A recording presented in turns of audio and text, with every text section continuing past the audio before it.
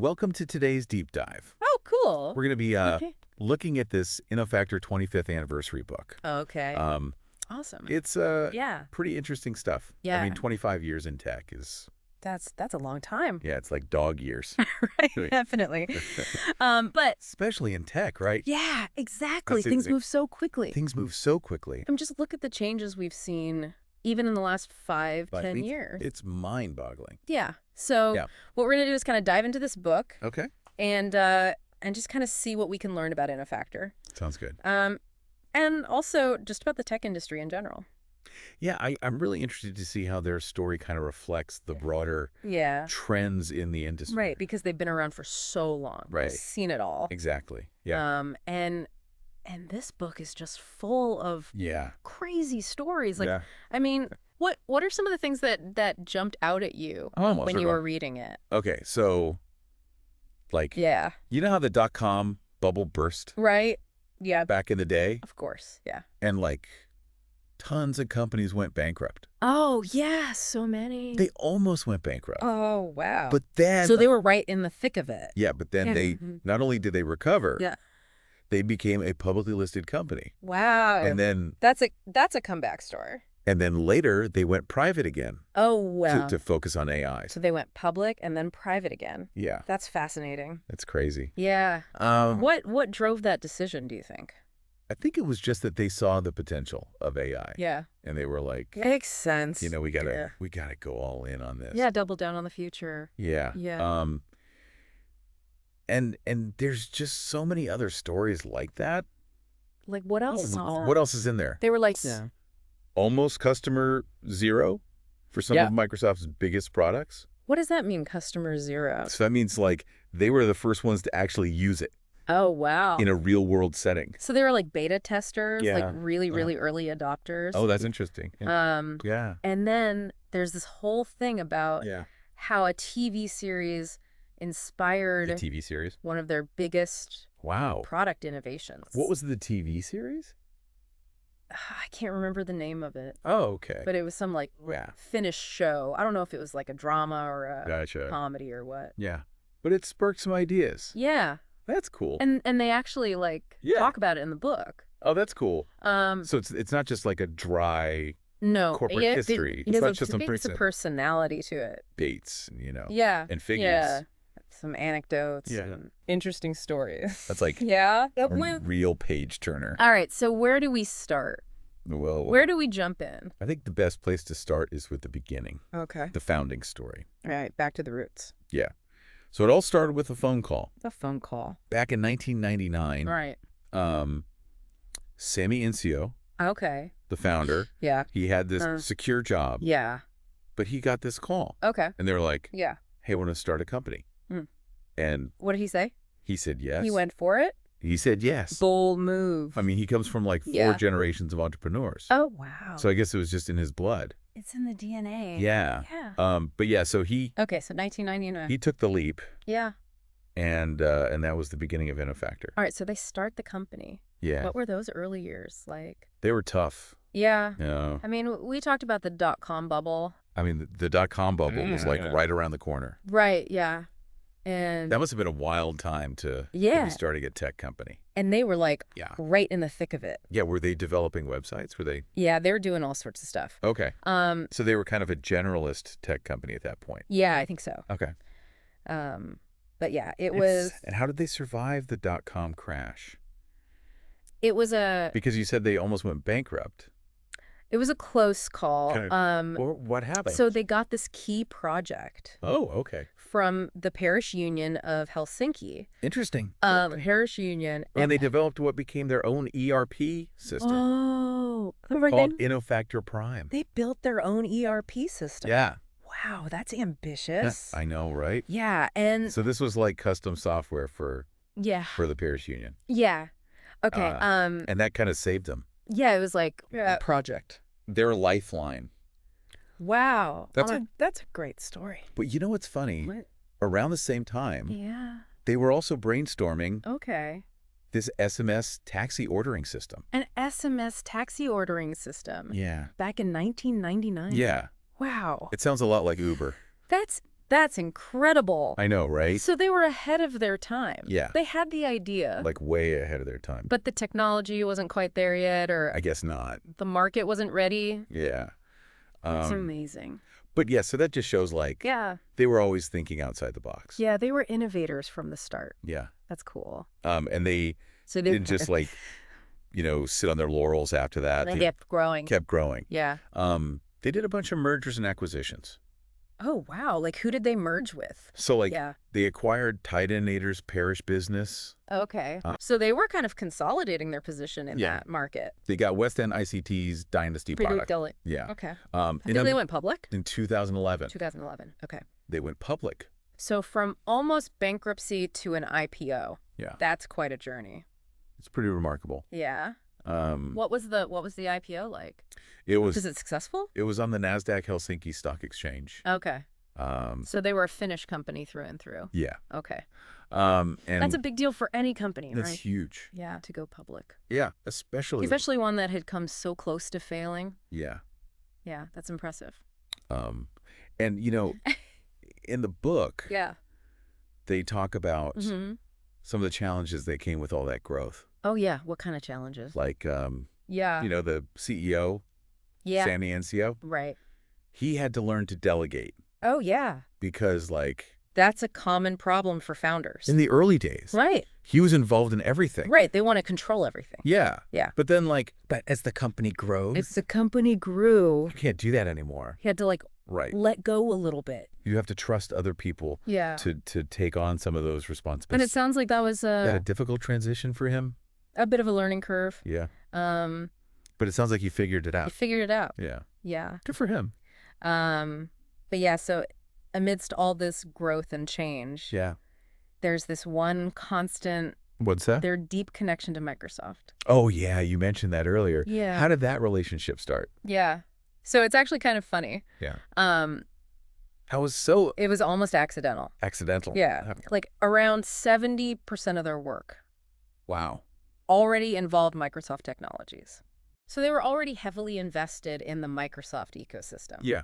Okay. So it's just like a natural fit. Right place, right time. Yeah, yeah. But then... And then it became more strategic. Over time, it became a deliberate choice. Okay. They saw the value in aligning with Microsoft's investments. Right. In things like cloud computing. Okay. Business applications, AI. So they saw where Microsoft was going. Yeah. And they decided to go with them. Yeah. That makes sense. And you can really see that. Yeah. In the anniversary book. Okay. So there's this great quote from the managing director of Microsoft Finland, congratulating Innofactor on their 25 years. Why? Yeah. And he talks about their strong and successful partnership. So it's a mutual admiration society. Yeah. Yeah. That's cool. And it just shows how much respect both companies have for each other. Right. They've clearly built a strong relationship over the years. Yeah. Yeah, that's cool. And it's interesting because Innofactor hasn't just been passive consumer. They haven't just been taking what Microsoft's giving them. Yeah. Have been actively involved. They've actually helped shape those technologies. How so? Like I said, they were customer zero for some of them. Right. Yeah, you mentioned that. Yeah. So what were some of those products that they were customer zero for? Well, for example, they were one of the first companies to implement Microsoft Dynamics 365 Finance and Operations as their own ERP system. So they were using it internally before it was even really released. Yeah. Wow. That's a big risk. Yeah, it was a big risk. Right. But what made them take that risk? They saw the potential. Okay. So they believed in the product. They believed in the product. Yeah. And they were willing to kind of be the guinea pigs. Yeah, to be on the bleeding edge. Yeah. Yeah. That's cool. And that willingness to be an early adopter has really paid off for them. How so? They've gained valuable insights and they've helped shape the development of those products. So it's been a win-win for both companies. Yeah. That's cool. And it's just one example of how they've been able to ride the waves of change in the tech industry. They've been able to adapt and evolve. Yeah. Yeah. And it's not just about adopting new technologies. It's about understanding. It's about understanding how those technologies can solve real-world problems. Exactly. And create value for their customers. That's key. Yeah. So it's not just about the tech itself. Right. It's about the application. It's about the outcome. Yeah, the impact. Yeah. Yeah. And, when we look at their journey from server rooms to the cloud, oh, yeah, it's like they've gone through that's huge shift. A microcosm of the tech industry's own evolution. Absolutely. Yeah. Yeah.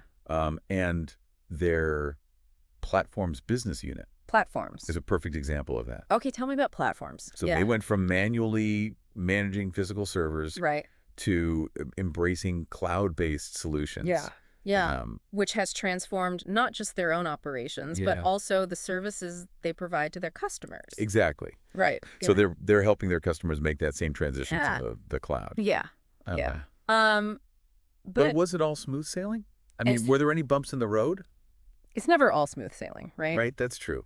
What were some of the challenges they faced? Well, they had to invest in new skills and technologies. They had to adapt their internal processes.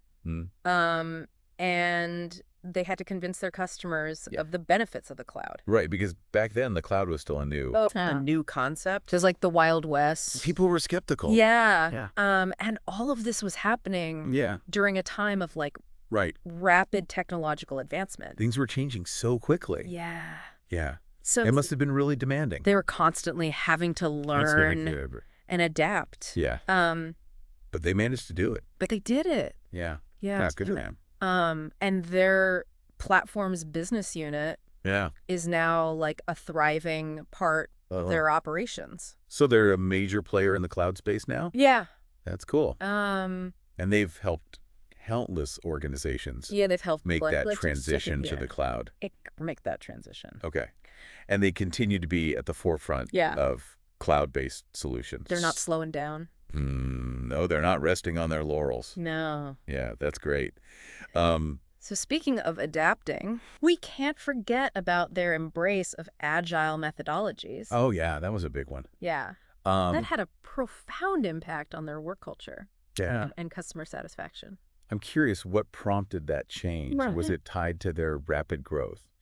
It's interesting because their agile journey actually started with a specific challenge they were facing. They were working on this particularly complex project, and they realized that their traditional waterfall approach just wasn't cutting it. Yeah, it's not very flexible. No. And they needed a more flexible, collaborative way of working. Okay. And that's when they started exploring agile methodology. Because they basically had to change their whole way of thinking. It was a big shift. About project management. Yeah. That couldn't have been easy. No, it was definitely a challenge. Yeah. They had to move away from rigid hierarchies, strict deadlines, and really empower their teams to make decisions and iterate quickly. Yeah, like more autonomy. Yeah, a lot more autonomy. Yeah. And they even created their own playbook, which was like a set of guidelines for agile development. And they constantly refined it based on feedback from their teams. So it wasn't like a set in stone thing. It was a living document. Right. Yeah. That's cool. So that sounds like a pretty significant, a big cultural shift. Yeah. Yeah. How did people react to that? Like any change. Yeah. There was some initial resistance. Right. People don't always like change. People are creatures of habit. Yeah. But Innofactor's leadership was really committed to making agile work. And they invested a lot of time and effort in training and supporting their teams. So they didn't just throw them in the deep end. They gave them the tools and the support they needed to succeed. That's good. Yeah. And it sounds like that investment paid off. It did. Yeah. The anniversary book mentions how customer satisfaction went up. That's great. Team morale improved. Yeah. And projects started delivering better outcomes. So they saw tangible results from their agile transformation. That's awesome. Yeah. Which really reinforced their belief that this was the right path forward. And they didn't just limit agile to software development. Okay. They started applying those same principles to other parts of the business. Okay. Recognizing that the core values of collaboration, flexibility, and customer focus are relevant across the organization. So it's not just a software development methodology, right? It's like a It's a philosophy. A way of thinking. Yeah, a way of working. Yeah, that's cool. Yeah. I was just thinking about, you know how in the early days, they were using like stacks of CDs for software updates. Oh, yeah. It's crazy how far we've come. It's amazing. From those physical servers and manual updates to the cloud-based solutions we have today. It's a complete paradigm shift. It really is. Yeah. And Innofactor's been there every step of the way. Right there in the thick of it. Yeah. Guiding their customers through this digital transformation. That's awesome. Yeah. And earlier we were talking about their platform's business unit. Right. Can you give us a concrete example of how they've helped a specific client? Like a case study. Yeah, like a case study. Yeah. Navigate this shift. Okay. One great example is their work with the city of Tampere. Go down in Finland. Yeah. They helped them build a modular city data and service platform. Okay. That's based entirely in the cloud. Wow. So like city services. Yeah, so it's a complex project involving data from multiple sources. Right. Citizen services, integration with various systems. Yeah, like a lot of moving parts. Yeah, a lot of moving parts. Okay. And Innofactor's expertise in cloud platforms, data management, and agile methodologies was instrumental in... So they brought all their expertise to the table. Yeah, they brought the whole package. Yeah. And this project was a success. It was a success. That's awesome. Yeah. So they really helped the city of Tampere. They did. Yeah. Yeah. Like kind of modernize their infrastructure. Absolutely. That's cool. Yeah. It's fascinating to see how they've gone from managing physical servers to orchestrating these complex, conducting an orchestra. Yeah. Yeah. Cloud-based ecosystems. So they've become digital architects. Designing and building I like that. Infrastructure. Digital architects for the modern digital world. Or the future. Yeah, that's cool. Yeah. And it's not just about the technology itself. Right. Right. It's about understanding. It's about understanding how that technology can be used to solve real world problems. Exactly. Yeah. And create value for people. Right. In the case of the city of Tampere. Yeah. That value translates into more efficient city services, better access to information, and ultimately a better quality of life. That's awesome. For citizens. Yeah. So it's making a real difference in people's lives. It's not just like some abstract... Not just about ones and zeros. Yeah. It's about real people. It's about people. Yeah. Okay, so... We talked about platforms. We've talked about platforms. But they also have this solutions business unit. Right? Yeah. What exactly do they do there? So think of platforms as building the foundation. The underlying infrastructure. Solutions is where they take that foundation and build tailored solutions that address specific business challenges. So it's more like... So they work closely... Customized. Yeah, it's more customized. Okay. They work closely with their clients to understand their needs and design solutions that leverage the power of Microsoft technologies, whether it's Dynamics 365 for business applications, Power Platform for low-code solutions, or Azure for cloud-based services. So they're basically like translating complex technology. Yeah. Into practical solutions. Yeah, to something that businesses can actually use. Yeah. To improve their operation. Exactly. Okay. Right. It's about... So it's like bridging the gap. Between technology and business outcomes. Yeah. Like they don't just implement technology for technology's sake. It's got to have a purpose. They're focused on solving real-world problems and delivering tangible results for their clients. Okay. Can you give us an example of a specific solution they've developed? One that comes to mind is their work with a large retail chain. Okay, retail. Yeah. Okay. They helped them implement a unified commerce solution that integrates their online and offline. So omni-channel. Yeah, omni-channel sales channels. Right. Using Dynamics 365 and other Microsoft technologies.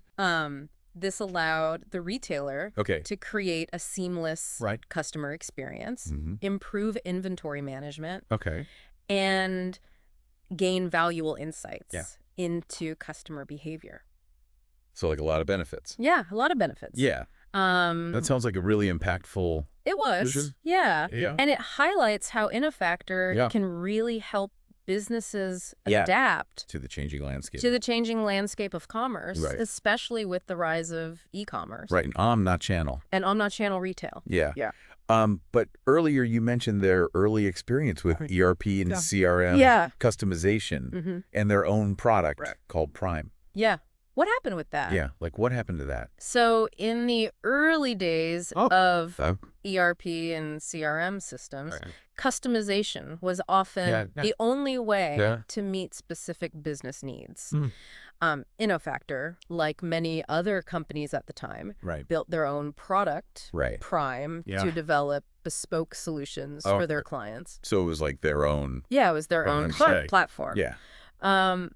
But as cloud-based solutions like Dynamics 365 emerged, the game changed. Things changed. Yeah. So what happened to Prime? Well, like they just abandoned it? They didn't abandon it overnight. They continued to support their existing clients who were using Prime. But they recognized that the future lay in cloud-based solutions, which offered greater flexibility, scalability, and accessibility. So they saw the writing on the wall. Yeah, they saw where the industry was going. Yeah, and that's when they became... And that's when they decided to... Customer zero. Eat their own dog food. For Dynamics 365 Finance and Operations... They basically said... They were like, we're not just going to... We're going to use what we're selling. Talk the talk. Yeah. We're going to walk the walk. That's pretty bold. It was a bold move. Yeah. But it demonstrates their commitment... To innovation. To innovation and their willingness to be at the forefront of technological advancement. They're not afraid to take risks. No, they're not afraid to put their money where their mouth is. Yeah. And by becoming customer zero, they gained valuable insights into the product, into the strengths and limitations of Dynamics 365. Of Dynamics 365, which allowed them to provide better support and guidance to their clients. They were like the ultimate beta testers. They were the pioneers. Yeah. It's amazing to see how they've continuously evolved their approach to business solutions. Adapting to the changing technological landscape. You're always evolving. And always seeking to deliver always learning the best possible value to their clients. Their clients. Awesome.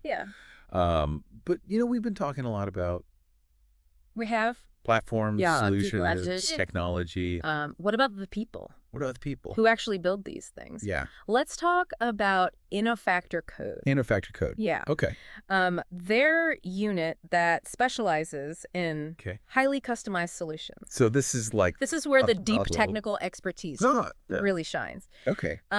They tackle those projects where off-the-shelf software just won't cut it. It's not enough. It's not enough. Okay. They build custom solutions. So like truly bespoke. Truly bespoke. Yeah. That meet very specific needs. Okay. Can you give us an example of a project where Innofactor Code like flex their creative... Yeah, flex their muscles. One that comes to mind is their work with a government agency. Okay. Government. All right. That needed a highly secure, bespoke platform for managing sensitive data. So like top secret stuff. Yeah, high security. Okay. They couldn't just buy something off the shelf. It had to be custom built. It had to be tailored to their unique security requirements and workflow processes. So it was a big challenge. It was a big challenge. Innofactor Code designed and built a custom platform using a combination of Microsoft technologies and open source tools. Leveraging their deep expertise in cloud security, data encryption, and application development. So they really had to bring all their skills. They had to bring it all to the table for this one. This is a big project. Yeah. It sounds like they're the go-to team. They are. When you need something. When you need something unique. Truly unique. Yeah. Something that pushes the boundaries. Pushes the boundaries. Of what's possible. Of what's possible with technology. Yeah. Yeah. But building custom solutions. Custom solutions like that can be incredibly complex. It can be very complex. Yeah. How do they ensure that... How do they keep things on track? Yeah. These projects stay on track and deliver the desired outcomes. That's where their commitment to agile methodologies really comes into play. So again, agile comes in. Agile is key. Yeah. We talked about this earlier. Right. In the context of their company culture. Yeah. But it's particularly relevant for Innofactor code. Okay. So they're applying those same agile principles. Yeah, they're using agile. Collaboration. Yeah. Flexibility. Customer focus. Customer focus. See, even the most complex custom development projects. Yeah, even the most challenging projects. Wow. Yeah. That's impressive. So they work closely with their clients throughout the entire development process. Yeah.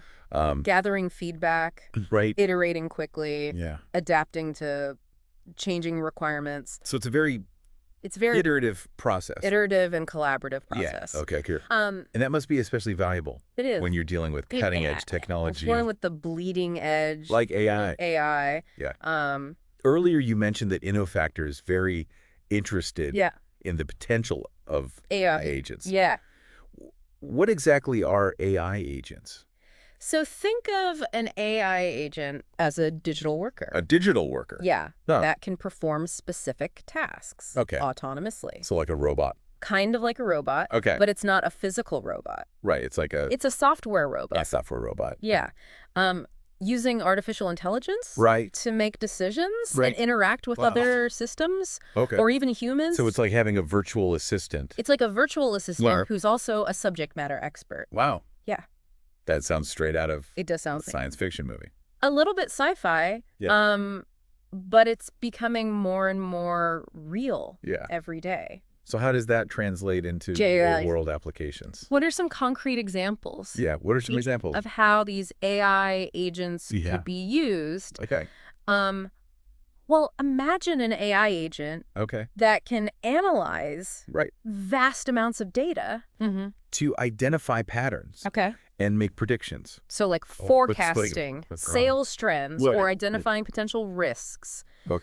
Or an AI agent that can automate routine tasks, like processing invoices, or scheduling appointments, freeing up human employees. So it's not about replacing humans a lot of strategic work with robots. It's more about augmenting human capabilities. And making us more efficient. So it's like a partnership.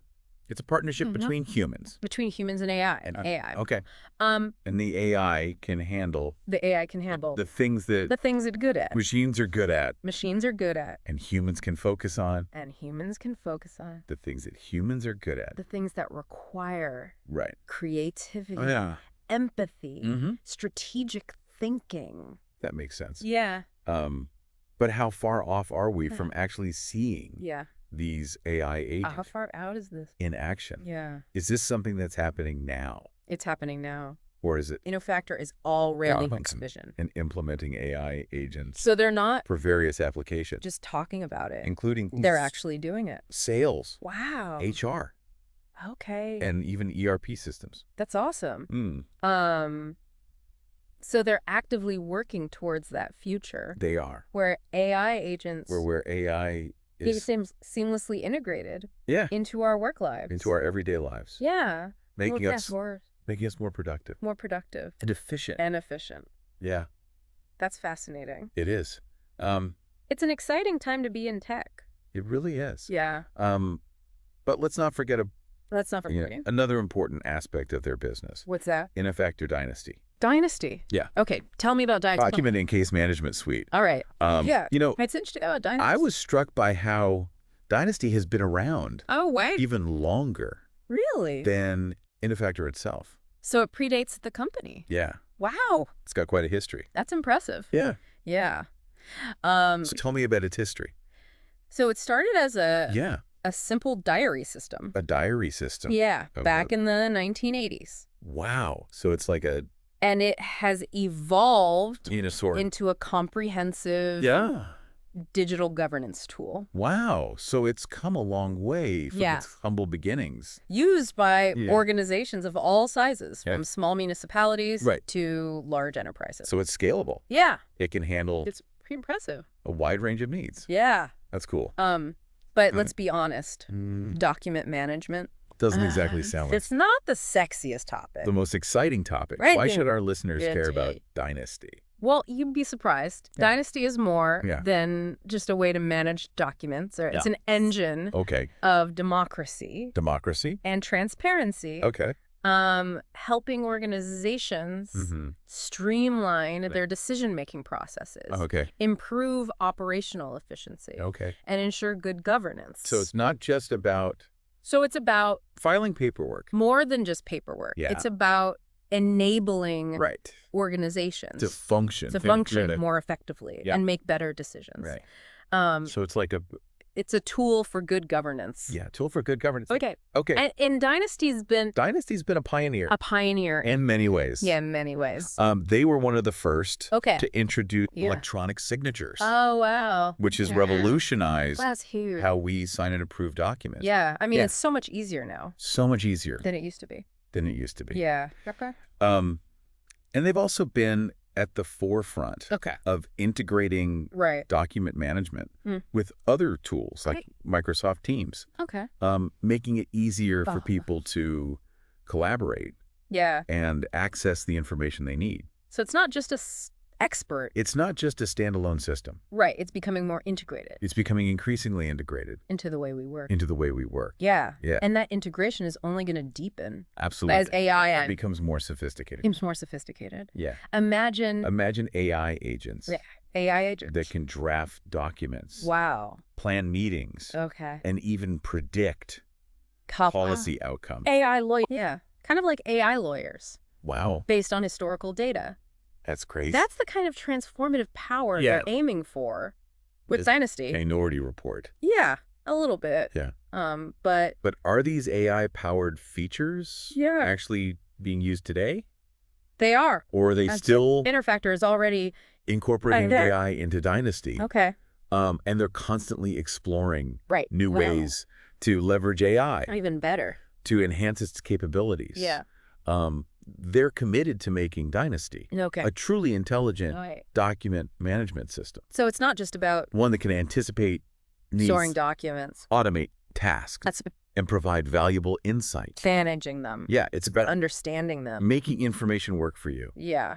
It's amazing to think how a tool that started as a simple way. A simple diary system to track paper documents has become so integral to modern governance, to how we run our organizations, and is now on the cusp being transformed by AI. Of being transformed by AI. Yeah. It really shows how far we've come. It's clear that Innofactor is... I know how we can go. Constantly pushing the boundaries. Yeah, they're definitely... of what's possible. Pushing the envelope. With technology. Yeah. And they're doing it in a way that benefits their clients and society as a whole. Yeah, they're not just focused on profits. Right. They're not just in it. They're trying to make a positive impact. They're trying to make a difference on the world. Yeah. Speaking of making the world work better. We've talked a lot about their different business units. Their technical expertise. But what about the human side of things? The people. Yeah. What's their company culture like? What's it like to work at Innofactor? Yeah. How do they foster the vibe, innovation and collaboration? What's the culture like? Within their teams.